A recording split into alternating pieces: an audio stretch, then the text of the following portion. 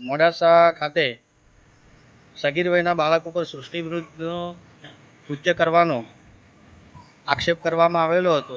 એ અનુસંધાને પોલીસ સ્ટેશને મુલાકાત લઈ કેસને લગતી સઘળી હકીકતો એકત્રિત કરી, જેમાં બાળકના ઉંમરના પુરાવા પ્રાપ્ત કરવામાં આવેલા છે. વિગતે જોવા જઈએ તો પોલીસની તપાસ અત્યારે ચાલુ છે.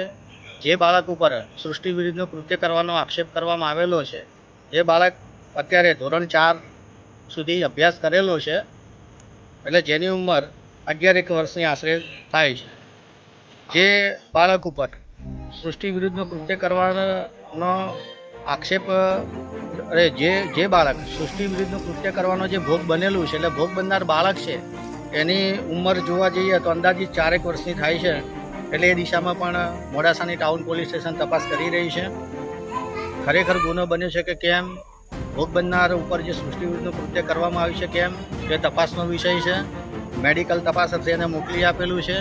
મેડિકલ તપાસમાંથી જે પણ કંઈ પુરાવા આવશે તે પુરાવાના આધાર ઉપર આગળની તપાસ કરવામાં આવશે એવી પોલીસ તરફથી અમને માહિતી પ્રાપ્ત થયેલી છે.